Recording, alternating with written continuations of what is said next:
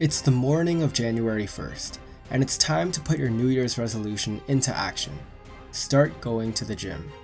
You stay consistent for the first few days or weeks, but after a little while, the gym membership you're paying for feels a lot more like a monthly donation to good life instead.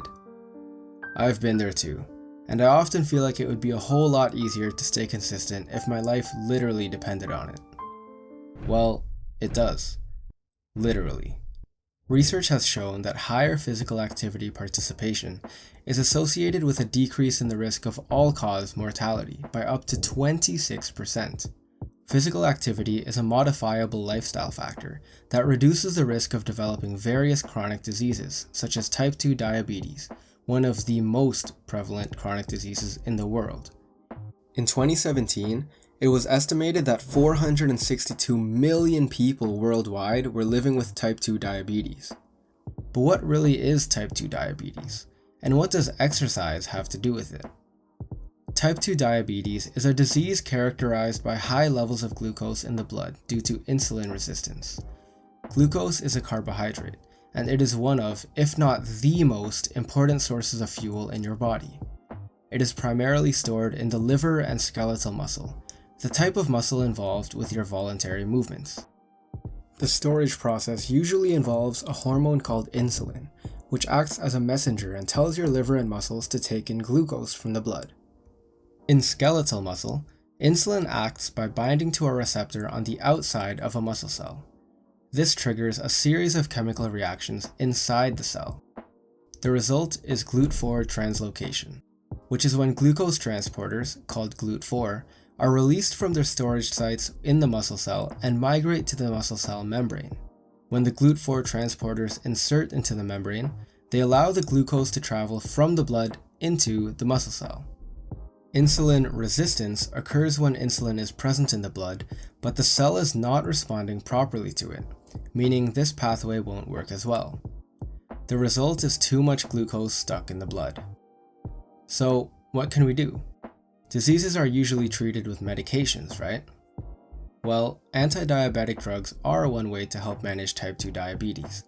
Drugs like metformin can lower blood glucose through effects such as decreasing the release of glucose from the liver into the blood, decreasing the amount of glucose that your body absorbs after a meal, and increasing your cell's insulin sensitivity. However, drugs are not free of their downsides, such as cost, accessibility, and negative side effects. But what if there was a way that we could receive similar benefits with the only cost being a bit of our time and effort? Enter exercise. For a long time, exercise and lifestyle changes have been some of the first recommendations for people with diabetes or prediabetes. Research has shown that exercise helps improve a wide variety of variables, but most importantly, glucose regulation. These benefits occur through many complex mechanisms and positive adaptations that your body experiences after exercise. There is one mechanism involving GLUT4 that we want to highlight to help shed some light on the impact of exercise on glucose regulation, and one of the reasons that it is so impactful in health maintenance for everyone. As mentioned earlier, insulin facilitates glucose uptake by triggering a cascade of chemical reactions that ultimately activate the GLUT4 glucose transporters.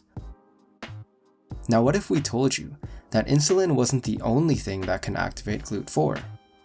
In fact, there is an entirely separate supply of GLUT4 in the muscle that is only activated through exercise, without the need for insulin. A study by Ren and colleagues showed that exercise increases GLUT4 expression and activity, meaning the body is making more GLUT4 and the GLUT4 is doing its job more efficiently. By improving the function of GLUT4, the muscle can absorb and store more glucose from the blood, reducing the blood glucose concentration. This effect is increased with long-term exercise, as muscles increase in mass and become more efficient at consuming glucose. Researchers are still trying to figure out exactly how voluntary muscle contractions trigger GLUT4 translocation, but many believe that it has something to do with calcium ions in the muscle. You see, every time your brain tells your muscle to contract, a complex process called excitation-contraction coupling occurs. This process is how your body turns the electrical signal from your brain into the mechanical action of your muscles contracting. One of the key steps in this process is the release of calcium ions inside the muscle cell.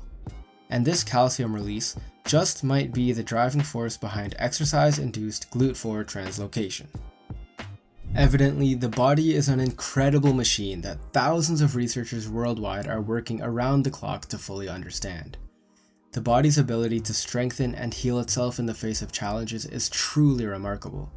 But let's not get too ahead of ourselves now. I'm not saying that exercise is a miracle drug, or that it could completely replace pharmaceuticals like metformin. It also comes with its own drawbacks, like how tough it is to actually do it consistently. However, its hurdles don't take away from the laundry list of health benefits it provides to so many different parts of our bodies.